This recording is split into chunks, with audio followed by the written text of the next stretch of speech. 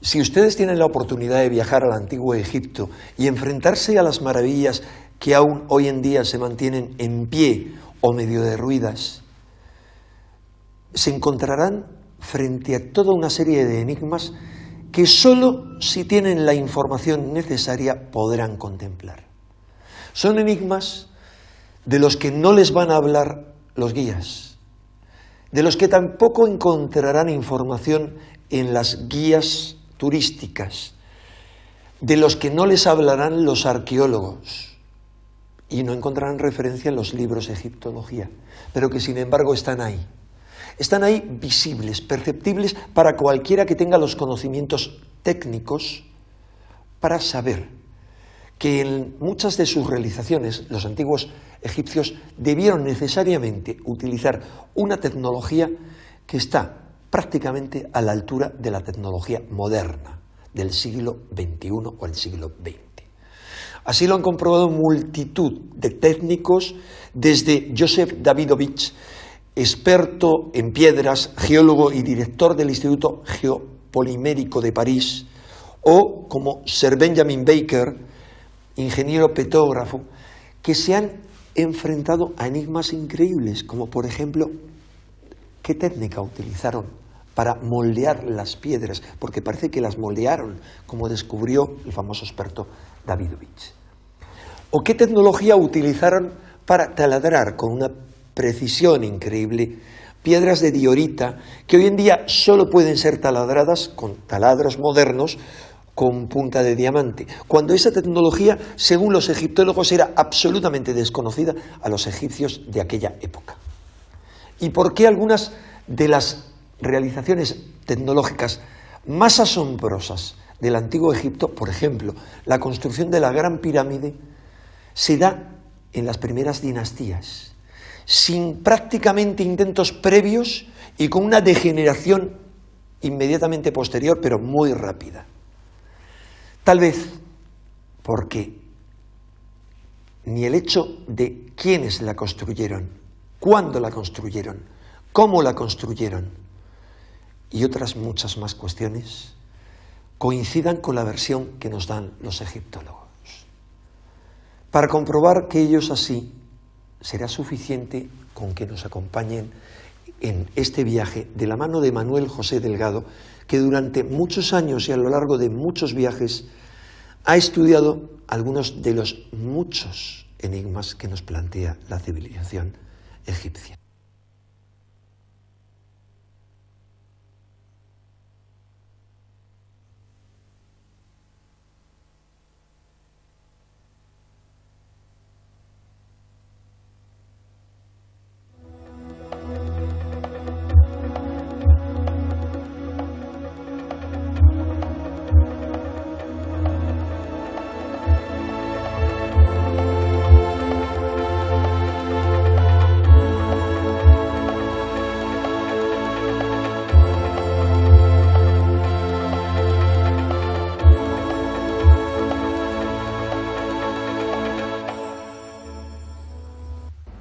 Desde hace ya muchísimos años venimos recorriendo Egipto para intentar introducirnos en todos sus misterios. En el siguiente trabajo de investigación podrán comprobar la gran cantidad de datos expuestos, toda la documentación que manejamos. Son muchísimos números que hablan de medidas, de ángulos, de proporciones. Indudablemente en Egipto no hay que inventarse nada para saber que existen misterios y que existen muchísimas preguntas que todavía no tienen respuesta.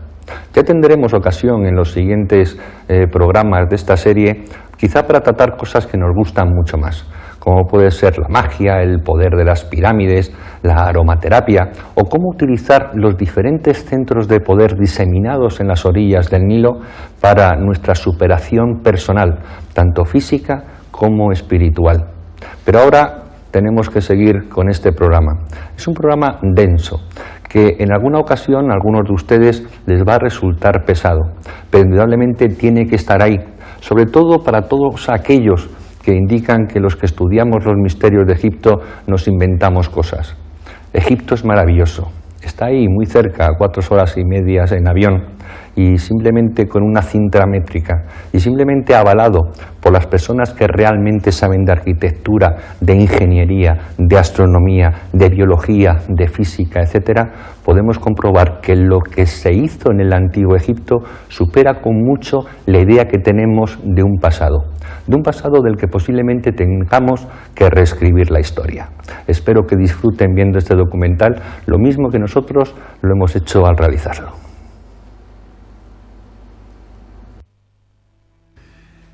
Cuando Champollion descifra la piedra Rosetta elaborando su primer diccionario de jeroglífico, abre a millares de investigadores las puertas de un mundo tan fascinante como desconocido, creando un instrumento que permitía descifrar aquello que los antiguos egipcios dejaron escrito en sus tumbas y papiros, mostrando unos conocimientos científicos que resultan asombrosos para su altísimo nivel y cuyos orígenes parecen perderse en la noche de los tiempos, abriendo la incógnita de cómo una civilización puede saltar del neolítico a esos niveles de genialidad y después ir perdiendo paulatinamente su esplendor y sus saberes. La historiografía oficial nos ofrece una imagen global de una civilización fascinante, ignorando determinadas pruebas arqueológicas capaces de romper cualquier esquema establecido, ya que del mismo modo que si podemos hablar de una evolución cultural lineal a lo largo de las 31 dinastías del Egipto faraónico, no podemos decir lo mismo de su evolución tecnológica, que nos muestra unos espectaculares avances en un periodo determinado y una posterior involución de la que no nos hablan los libros de historia. La meseta de Giza es el mayor testimonio de estos problemas arqueológicos, y en especial la Gran Pirámide. No existe ninguna inscripción que explique sus misterios, ninguna pista válida que confirme su datación en el tiempo. Simplemente 3 millones de bloques de piedra, 7 millones de toneladas erigidos como homenaje a la mística, a la ciencia o a la locura. Los viajeros de la antigüedad ya manifestaron su asombro ante la ausencia total de una tecnología que justificase la construcción de las pirámides. La arqueología ha tratado de dar respuesta a los cómo y los porqués de tan magna construcción, careciendo de la base suficiente en campos tan importantes como la física, las matemáticas o la geometría. Desde que en el siglo XIX se descubrieran las relaciones de la Gran Pirámide con los números pi y phi, se inició una frenética carrera hacia la interpretación de sus medidas, dando como resultado las más insólitas interpretaciones. En pulgadas, en yardas, en metros, en litros o en varas, las mediciones, muchas veces sometidas a tortura, conducían a la explicación de todo, del presente, del pasado y del futuro, no faltando quien achacaba a errores de construcción los datos que fallaban en su teoría.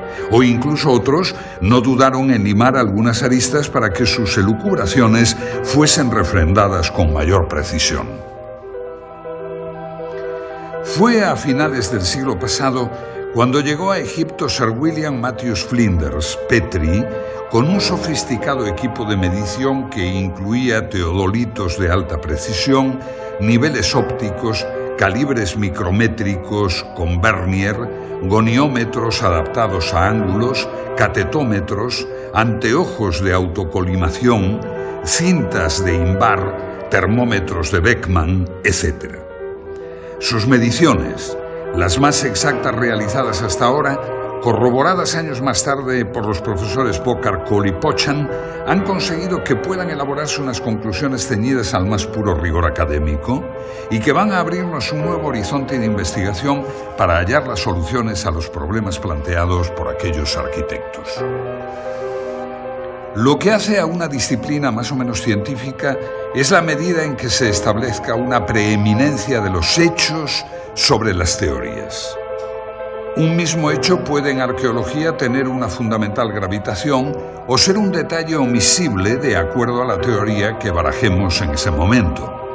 La dificultad se traduce pues en el problema de la evidencia, que en arqueología no tiene el valor que puede lograr en las ciencias exactas o experimentales. Para Petrie, sin embargo, la prueba arqueológica tiene el mismo grado de certeza que la prueba judicial. La historiografía ha considerado que la ausencia de referencias explícitas a una tecnología y una ciencia superior es una evidencia de que no existieron. Hay que tener en cuenta que la primera rueda aparece en la 12ª dinastía. El primer Meriet, mira de observación de caña de palma, lo mismo que la primera plomada Tej, aparecen en la 18ª dinastía.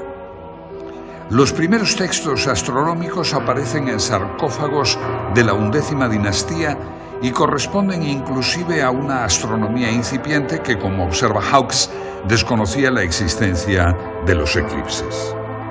Las primeras representaciones de los meridianos aparecen en el templo de Dendera en época ptolemaica, conjuntamente con las indicaciones sobre la operación del tendido de la cuerda y la determinación del meridiano por las estrellas de la Osa Mayor.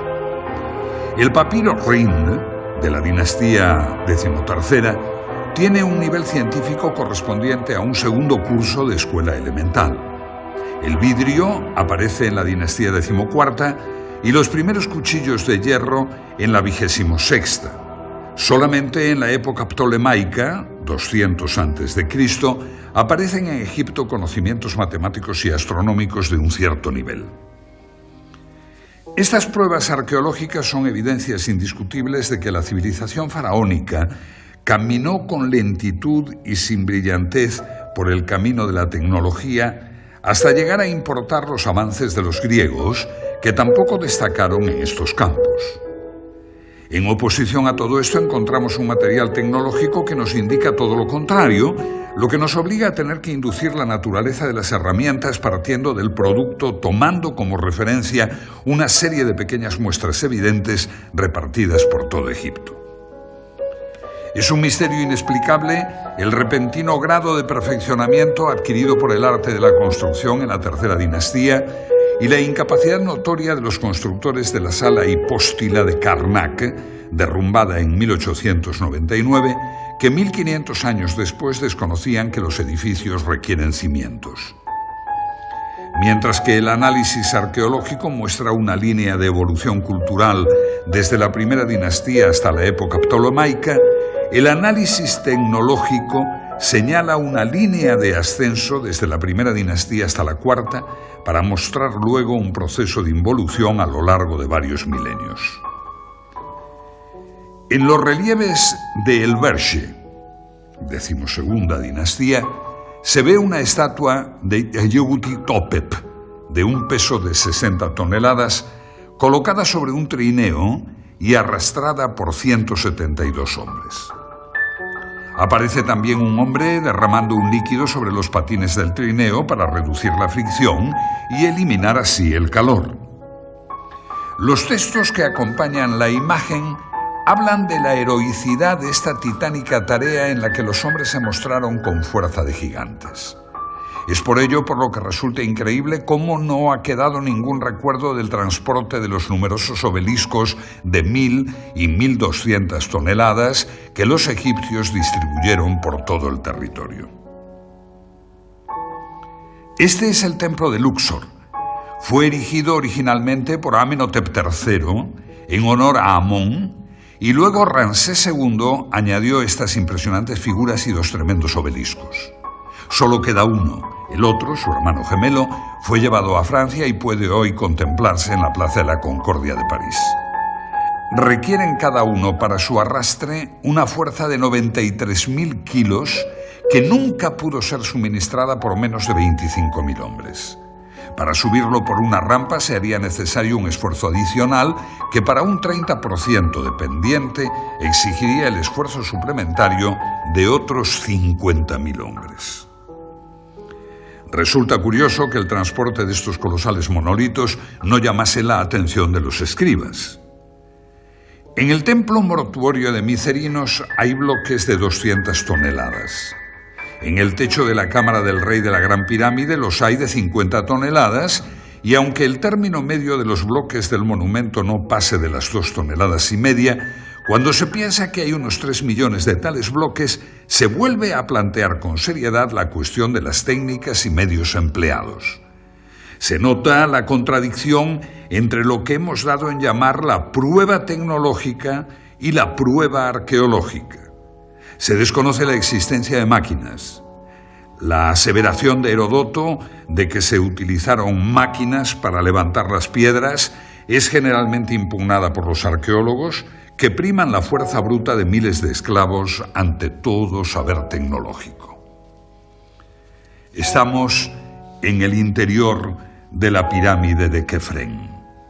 Desde su entrada comienza un pasillo descendente que justo en este lugar se vuelve horizontal para posteriormente subir hasta la cámara del sarcófago. Y es en este sitio donde los arquitectos de la pirámide decidieron colocar una esclusa para obstruir el pasaje. Es esta roca. Las teorías que esgrimen algunos investigadores para demostrar que por medio de rampas los antiguos egipcios lograban elevar grandes bloques a enormes alturas quedan en entredicho cuando nos encontramos con problemas como este. Es una roca de granito de casi 3 toneladas de peso. La estudió Petri. Si los bloques eran elevados por rampas a base de fuerza muscular, ¿cómo pudo ser elevado este bloque a esta oquedad para que posteriormente bajara y ejecutara la función que le comendaron sus constructores? Que sirviera de cierre, de tapón. En este pequeño espacio no caben más de 6 personas. Es por ello por lo que Petri dedujo que los antiguos egipcios debieron poseer máquinas, y máquinas muy eficientes. Si aceptamos la existencia de máquinas en el Antiguo Egipto, nos queda el problema de determinar su naturaleza. En este sentido han sido numerosas las tentativas de explicación. La idea clásica de que las piedras fuesen elevadas por rampas es desechada por el docto ingeniero Krum, pues por sí solas las rampas serían un trabajo equivalente al de la propia pirámide. El concepto de los rodillos tampoco sirve, ya que la madera era escasa y no servirían en terreno arenoso.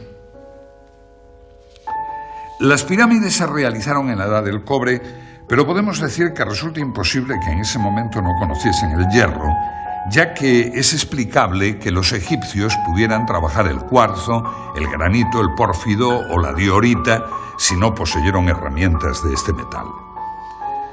Esta piedra es de diorita. Puede comprarse por €1 en cualquier tienda de minerales en España. Les sugiero que adquieran una y efectúen una simple operación.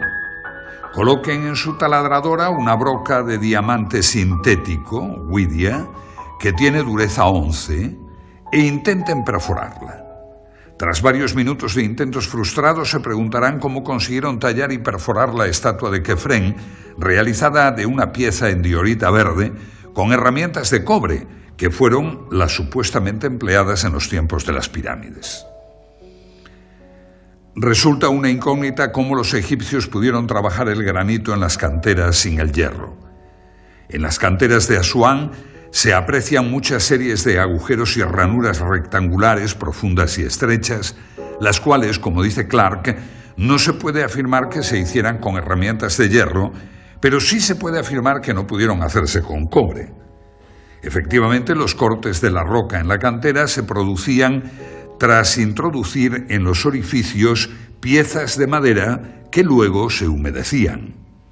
La fuerza oncótica producida por la expansión de la madera hacía resquebrajarse el granito.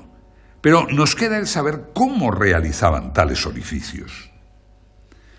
Se conocen además 4 muestras de hierro del Antiguo Egipto que fueron analizadas por Petri. Una de ellas fue descubierta por Perrin, el ayudante de Howard Bisse, cuando se limpió el canal sur de ventilación de la Cámara del Rey.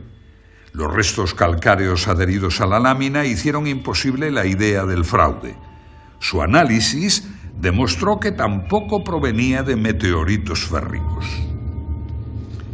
La conclusión obvia es que los antiguos egipcios utilizaron el hierro y que, al igual que otros muchos dispositivos tecnológicos, su empleo parece haber sido mantenido en secreto, dando con ello origen a un serio problema para los arqueólogos que confunden la ausencia de pruebas con la inexistencia de tecnología.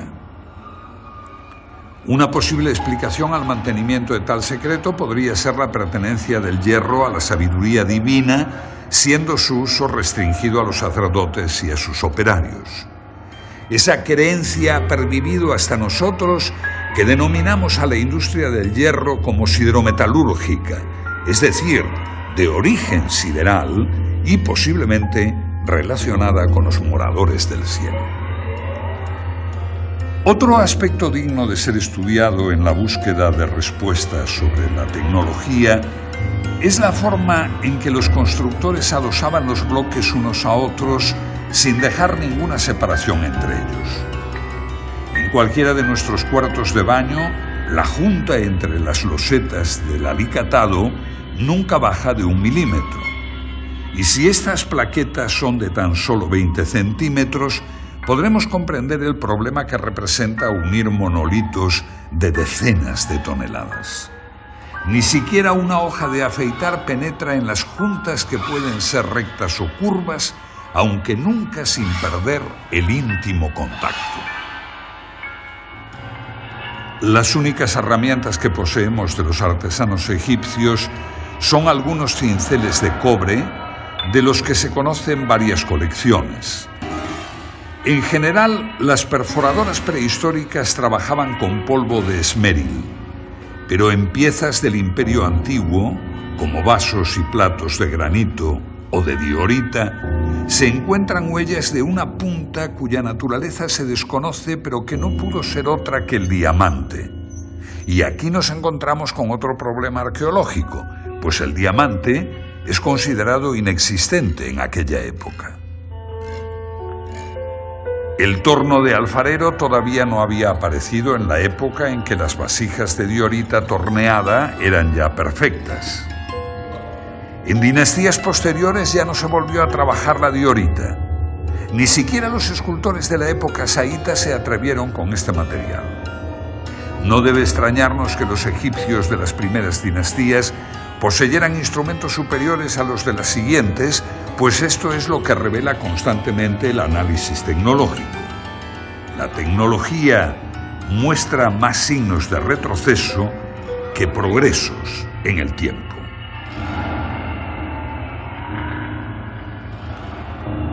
Debemos admitir que los egipcios de las primeras dinastías conocían el torno de punta fija antes de que aparecieran los tornos de alfarero.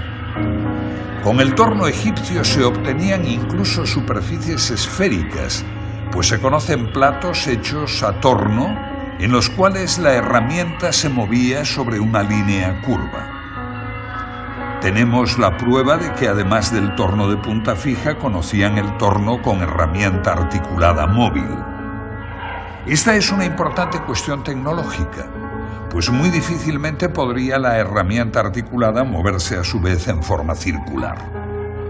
Que la pieza se movía con independencia de la punta, por otra parte, está probado por ejemplares estudiados por Petri, en los que se puede apreciar por las huellas que la pieza ha sido desmontada para cambiar su centro de giro, una operación familiar para el tornero moderno. Y si el torno de punta fija o móvil ya nos deja impresionados, no lo es menos otra pieza importante como es el serrucho para piedra, y no para piedra normal de caliza, sino también para otras piedras de dureza mucho mayor, como el granito.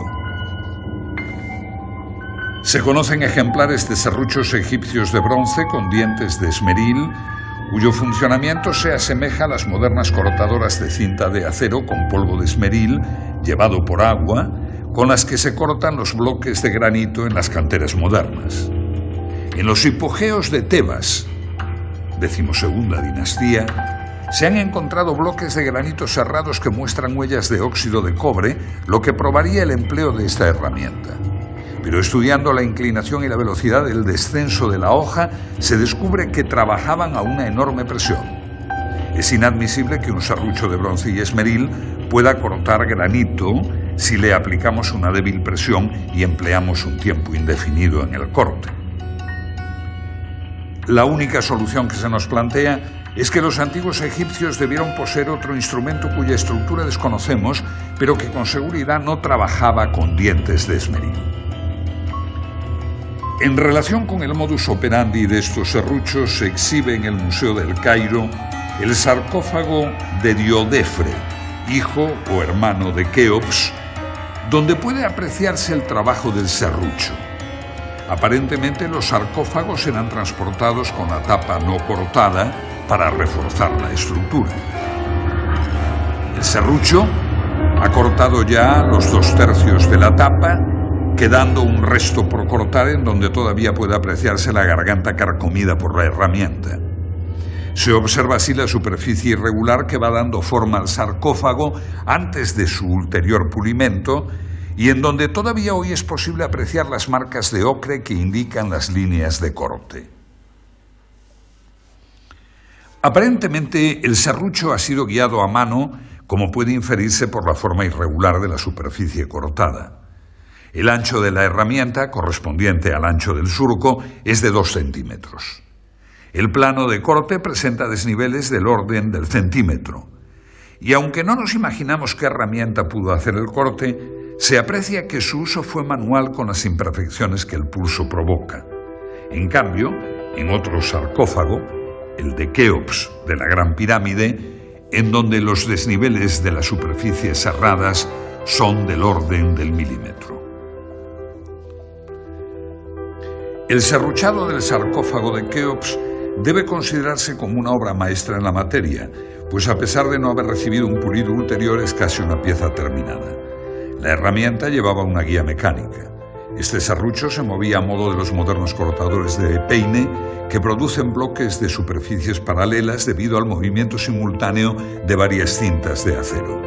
Y de nuevo nuestro estupor al comparar la tecnología antigua con los logros de la actual. Esta es una cantera situada en Cerceda, en las estribaciones de la madrileña Sierra de Guadarrama. Su moderna tecnología pudo verse en un stand de la pasada Expo 92 de Sevilla. Los bloques de granito llegan hasta aquí desde la península de Labrador o desde Sudáfrica y abastece a la práctica totalidad de cementerios madrileños.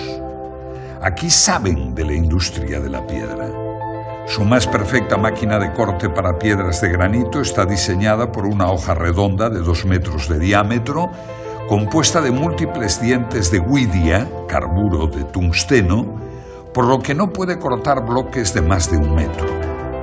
Cada vuelta de la hoja avanza tan solo 5 milímetros. Se tarda una mañana entera en cortar toda la roca. No se puede ejercer más presión, pues las puntas se abrasarían. Viendo esto, debemos preguntarnos cómo hacían los antiguos egipcios para que sus serruchos avanzaran en cada presión casi 2,5 milímetros, o sea, 60 veces más potencia que los logros de nuestra avanzada civilización. Pero nuestro asombro no acaba aquí, pues aún hemos de tratar la herramienta más conspicua de la antigua tecnología, el taladro cilíndrico. El tubo ejecutaba taladros de hasta 15 centímetros de diámetro, dejando tras su camino un tarugo central que posteriormente era roto con un simple golpe. Estos taladros se llaman trépanos y pueden verse en algunos lugares de Egipto. El cilindro, en los taladros modernos, es de acero con puntas de huidia. La presión debe regularse cuidadosamente por control manométrico y para un taladro con 3 puntas de diamante esta es aproximadamente de 50 kilos. Para un taladro con punta de huidia es menor, unos 30 kilos. La herramienta de huidia presenta, sin embargo, la ventaja de su gran velocidad tangencial. El diamante, en cambio, debe ser trabajado a baja velocidad, pues puede quemarse. Los taladros modernos, al igual que en las máquinas de corte, avanzan en el granito 4 centésimas de milímetro por vuelta, mientras que la máquina egipcia avanza 2 milímetros, tan solo 50 veces más. La idea de que pudieran operar por golpes o escoriaciones es rechazada, pues no hay ninguna huella de semejante proceder. La posibilidad del empleo de 2 herramientas aplicadas alternativamente, una de las cuales se limitaría a ensanchar el surco dejado por la otra, es descartada, pues se conocen trépanos con el tarugo aún dentro. No queda otra alternativa que aceptar que estos instrumentos trabajaban bajo una presión de 2.000 kilos o de que poseyeran un instrumento cortante 50 veces más duro que el diamante. Y con esto ni siquiera sueñan los tecnólogos modernos. Un tarugo de pórfido blanco y negro, correspondiente a la primera dinastía, fue estudiado por Petri, indicando que posterior a esta fecha ya no se volvió a trabajar el pórfido, piedra extremadamente difícil de mecanizar tanto por su dureza como por su textura heterogénea. El mismo autor pudo fotografiar un trépano con un tarugo de 70 centímetros de diámetro. Esta tecnología egipcia queda muy por encima de las posibilidades mecánicas de nuestra era espacial. Aunque como realización tecnológica de alta precisión no existe nada en el mundo entero que iguale el revestimiento calcáreo de la Gran Pirámide. Hoy se pueden contar con los dedos de una mano, pero en su día fueron 27.000. Y es de lamentar la destrucción de este revestimiento de mármol, pues no solo se nos ha privado del placer estético de su contemplación, sino también de la posesión de una obra que podemos con toda seguridad considerar la más grande creación de la tecnología de todos los tiempos. Poseían superficies planas de más de 3 metros cuadrados. Muestran un paralelismo a lo largo de sus aristas de casi 2 metros del orden de las 5 centésimas de milímetro, es decir, en íntimo contacto. La apertura media de la junta es del orden de 5 décimas de milímetro. Además, para mayor asombro, utilizaron en las juntas yeso de rápido fraguado. La tarea parece imposible. Petri constató que no existían en el pavimento huellas de arrastre de los bloques, ni tampoco existen en ellos puntos de engarce para grúas o cuerdas. Además, para mayor asombro, colocaron en las juntas yeso de rápido fraguado que obligaba a colocar el bloque al primer intento sin posibilidad de posteriores movimientos. Y esta es tan solo la primera fila de las más de 200 que tiene la pirámide hasta la cumbre. La única posibilidad de solución nos la ofreció la moderna tecnología en las canteras actuales: la succión. Mediante una campana de vacío actuando sobre una superficie pulida, se levantan hoy piedras de hasta 2 toneladas de peso. Pero, ¿cómo hacían los antiguos egipcios con bloques de más de 16 toneladas? Los 90 grados exactos que forman los diedros de los bloques debieron recibir su último tratamiento en el taller donde se producían. La construcción con bloques prefabricados de una línea recta de 230 metros presupone un control de la angularidad del orden del segundo de error. Pues bien, en la actualidad, para las mejores escuadras normalizadas por la industria moderna, norma DIN 875 admite errores de más o menos 3 centésimas de milímetro, cantidad algo superior que los errores de angulación y paralelismo de la obra egipcia. Teniendo en cuenta que los mejores instrumentos no ópticos miden con errores de más de 300 segundos, se demuestra como un teorema que los egipcios debieron poseer instrumentos ópticos y además de alta precisión, ya que el anteojo de autocolimación corriente, por ejemplo, da errores del orden de los 5 segundos. La construcción de uno de los bloques de revestimiento de 20 metros cuadrados de superficie es una tarea equivalente al pulido del espejo del telescopio de Monte Palomar. Para comprender la magnitud de la obra egipcia bastará observar que aquellos fabricaron 27.000 de estos bloques. Lograron, hace 7.000 años, la producción en masa de instrumentos ópticos que la industria moderna solo produce en escala artesanal. Ninguna otra época histórica realizó tareas de esta naturaleza, por lo que debemos considerar con seriedad lo que ello implica en el dominio de la mecánica, la óptica y la geometría. Con estos planteamientos ya debemos ir desterrando el concepto de casualidad en los restos de la cultura egipcia. La orientación de las pirámides es una de esas casualidades y es lógico que ciertos arqueólogos piensen así, pues de lo contrario habría que suponer un instrumental y unos conocimientos superiores a la tecnología actual, y eso es difícil de aceptar, aunque no nos quede más remedio. Las representaciones que aparecen en el templo solar de Niuserre de la Quinta Dinastía y que coinciden con los textos del templo de Edfu, en las cuales aparece el rey y sacerdotisas con una maza, estacas y la cuerda de arpentar, determinando la orientación de un templo, no puede tomarse al pie de la letra, pues tales representaciones serían como estudiar nuestros sistemas de ingeniería por las fotos de la ceremonia de colocación de una primera piedra. En inscripciones y manuscritos no se desprende el menor atisbo de conocimiento geodésico. La conclusión del análisis arqueológico está pues basada en hechos, y por ello algunos egiptólogos consideran que la exacta orientación geodésica de las pirámides tiene que ser producto del azar.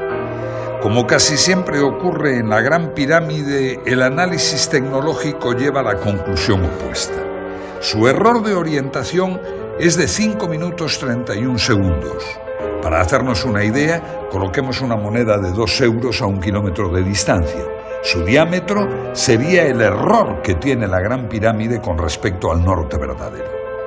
La agrimensura moderna, conducida por teodolitos, cronómetros y tablas astronómicas, admite para el cierre de polígonos un error del 0,3%, que corresponde a un error de 10 segundos traducido en error angular. Ningún procedimiento propuesto ha logrado explicar cómo consiguieron los egipcios tal exactitud. Es imposible, pues, sin un objetivo y un ocular solidarios, intentar ningún género de determinaciones de este tipo. La Gran Pirámide está por encima de la tecnología moderna en cuanto a orientación, pues sus 5 minutos 31 segundos supera con mucho las modernas normas de precisión. Y aún cabe una segunda pregunta. La pirámide de Kefren tiene el mismo error de orientación, es decir, 5 minutos 31 segundos. Las dos grandes pirámides de Egipto tienen el mismo error. Y ahora cabe preguntarse si dicho error fue motivo de cambios de orientación total de la meseta de Giza por motivo de los terremotos, o bien si estos 5 minutos 31 segundos no fueran tal error y siguieran la concepción original de los constructores. De todas formas, tan difícil es orientar las pirámides exactamente a los 4 puntos cardinales como orientar ambas con la misma desviación. Por lo que debemos considerar la posibilidad de que los antiguos egipcios tuvieran el equipamiento necesario para edificar una base de 53.000 metros cuadrados con una orientación de 0 grados, 0 minutos, 0 segundos. Si juzgamos los conocimientos matemáticos de los egipcios por los pocos textos que han llegado hasta nosotros, su matemática fue bastante primitiva. Neugebauer puntualiza que lo máximo obtenido por la matemática egipcia de todos los tiempos fue el conocimiento de la tabla de multiplicar por 2. Pero si no poseemos testimonios para juzgar el máximo nivel alcanzado por la matemática abstracta egipcia, en cambio, sus obras en piedra nos permiten apreciar su capacidad de mensuración. La longitud de la pared norte de la Cámara del Rey es, según Petri, de 10 metros 47,97 y la del costado sur de 10 47,82. El error de medida es del orden de 1/10 de milímetro por metro, que coincide con las normas modernas para prismas ópticos. Si este error de medida se produce en esta cámara, vamos a ver qué ocurre con una superficie mayor, con la base de toda la pirámide. Este esquema representa la base de la Gran Pirámide, el valor de sus ángulos y las longitudes de los lados. Las medidas aquí consignadas corresponden a las de Borjar y Cole. Descartando el azar en todo este asunto, se nos plantea un serio problema tecnológico. En los 53.000 metros cuadrados de la base de la pirámide cabe la superficie de 8 campos de fútbol y sus diferencias se cuentan en milímetros y en segundos. Las pocas representaciones que han quedado en relieves egipcios nos muestran nuevamente métodos arcaicos y poco efectivos de precisión. Cuerdas de palma, observación visual. El único metal de que disponían era el cobre, pero en tal distancia de 230 metros, las diferencias diurnas de más de 20 grados entre las 10 de la mañana y las 2 de la tarde representa una dilatación del cable de más de 80 centímetros. El error de medida de 3 milímetros representa un control de la temperatura de 0,2 grados, cosa impensable para cualquier topógrafo que necesita las cintas de Invar, una aleación de hierro y níquel de bajo coeficiente de dilatación térmica, para conseguir casi lo mismo que los egipcios. Termómetros, conocimiento de la física de los metales, equipos ópticos, y tan solo lo que se ha encontrado en las excavaciones son cuerdas de palma, que es lo mismo que tener la evidencia de que los egipcios podían viajar a 200 kilómetros por hora y tan solo encontrar en papiros y relieves la inconfundible estampa de un famélico camello. Pues si la medición de las distancias supera todos los condicionantes, la goniometría no se queda a la zaga. La goniometría es la ciencia de la angulación y constituye en la Gran Pirámide el punto crucial de discrepancia entre el análisis arqueológico conducido filológicamente y el análisis arqueológico que utiliza elementos tecnológicos. El instrumento primitivo que corresponde a nuestro teodolito era el astrolabio, y el antecesor del sextante fue la ballestina o bastón de Jacob. Con cualquiera de estos instrumentos el error que se cometía era del orden de 30 minutos. En cuanto a otros instrumentos no ópticos, todavía se emplean para agrimensura de baja precisión ciertos dispositivos como la escuadra de pínulas, siendo las pínulas cerdas o hilos de nylon, y las escuadras de espejo. El error de estos instrumentos se puede apreciar en los 20 minutos. Cuando pasamos a estudiar la goniometría egipcia, nos encontramos con la sorpresa de que aquellos tecnólogos medían ángulos con la precisión de un segundo de arco.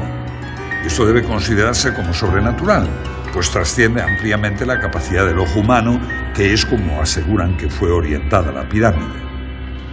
El ángulo noroeste de la Gran Pirámide mide 89 grados 59 minutos 58 segundos, lo que, tratándose de un replanteo, es indicativo de una precisión del orden de un segundo.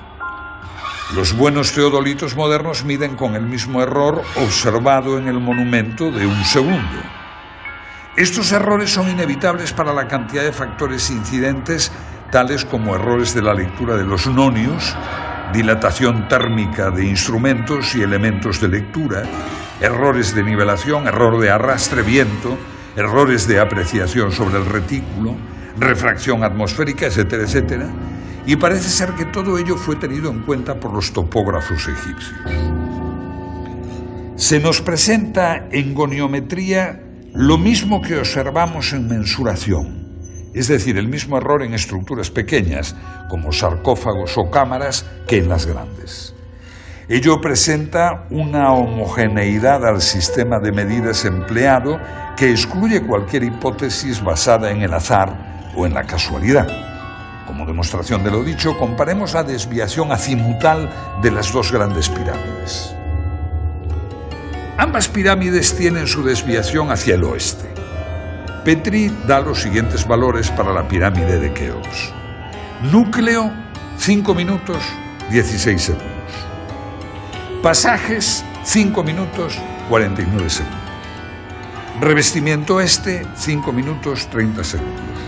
Promedio, 5 minutos, 31 segundos. Para la pirámide de Kefren, otorga los valores 5 minutos, 37 segundos para los pasajes y 5 minutos, 26 segundos para el revestimiento, obteniendo un promedio de 5 minutos, 31 segundos. Este resultado nos muestra el exacto paralelismo de dos estructuras separadas por más de medio kilómetro de distancia. En ambos casos, el instrumento necesario para efectuar medidas de esta precisión debió tener un error por debajo del segundo. Como puede apreciarse en la tabla azimutal, el cuerpo de la pirámide de Keops, sus pasajes y su revestimiento del lado este se encuentran en un exacto paralelismo que coincide asimismo con el del revestimiento, cuerpo y pasaje de la pirámide de Kefren. Por esta circunstancia, la observación de que los otros lados, norte, sur y oeste, de la base de la Gran Pirámide están orientados 3 minutos hacia el este del norte con relación a la dirección anterior, revela un hecho intencionado. El lado oeste de la base representa con exactitud milimétrica el promedio del lado norte y del sur. Otro interesante problema lo constituye la perfecta euclicidad y horizontalidad del plano de la base de la Gran Pirámide. El asunto es altamente atractivo porque la nivelación debió efectuarse prescindiendo de las direcciones diagonales, ya que en el centro los constructores dejaron sin tocar la piedra de la meseta y solamente rebajaron el perímetro. Este mismo mogote central dificulta las operaciones de cuadración del perímetro de la base, que debió ser efectuada por medios puramente ópticos. El estudio de la base revela un plano perfecto en todo el perímetro de 920 metros, de tal manera que el ángulo suroeste se revela tan solo 1,5 centímetros más alto que el noroeste. Sobre la diagonal de 325 metros, esto representa un error de 0,04 milímetros en homogeneidad con todos los errores relativos que hemos calibrado. Respecto a los dispositivos de observación de los egipcios, conocemos solamente el merjet, o vara del observador de las horas, que era una vara de palma con una comisura en V en la parte superior, empleado para medir por la altura de las estrellas las horas de la noche. Con este artilugio no pudieron avanzar mucho en sus conocimientos astronómicos. La pregunta obvia es si es posible calcular la cifra de 365,2425 días por la simple observación de un fenómeno tal como la crecida del Nilo. La meteorología no presenta un grado de regularidad que permita estadísticas de esta exactitud. Ello requeriría, en el mejor de los casos, estadísticas de muchos milenios, lo cual nos retrotrae al problema que se quiere soslayar con el argumento. Hay una cierta lógica en admitir que no puede hacerse un gran progreso en astronomía si el mismo no va acompañado de un progreso paralelo en óptica. La historia muestra que en ningún caso se dio un progreso aislado en una rama particular de la ciencia si todas las otras ramas no fueron adelantadas en medida paralela. La capacidad de medición de los egipcios no puede ser considerada como un hecho aislado en medio de un desconocimiento general de la ciencia y la tecnología. No es posible hacer medidas de precisión si no se posee al mismo tiempo un vasto conocimiento de la óptica, la matemática, la termología, etc. Todo ello sin tener en cuenta que una medida de precisión debe inspirarse en algún propósito específico. Es evidente entonces la completa disociación entre una ciencia avanzada y lo que aparece en sus pinturas y escritos. La oposición entre el análisis arqueológico y el análisis tecnológico llega al extremo de pintarnos dos mundos heterogéneos que marchan en sentido inverso, uno que aprende con lentitud y otro que olvida rápidamente. Este conjunto de circunstancias nos presentan un panorama de involución ascendente que pareciera ser uno de los principios cardinales de la arqueología. Lo que surge a la luz de repente en los periodos iniciales de Egipto pudiera no ser el producto de una generación espontánea, sino el final de una trayectoria de siglos de tradición. Admitir esto, un largo itinerario cultural desconocido para nosotros, es más ajustado a la realidad de los hechos históricos que suponer la creación de evolucionadas técnicas científicas y perfeccionados instrumentos que de repente, por arte de magia, hacen su aparición en el escenario del Nilo. La Gran Pirámide es la obra imposible. Aunque hablamos de los egipcios en tono genérico, es solo en este monumento donde la perfección se halla presente. No puede compararse con ninguna otra obra en toda la tierra de los faraones o en todo el mundo. Posiblemente todas las demás pirámides sean la burda imitación de un pueblo que se encontró con ella cuando llegó a Egipto.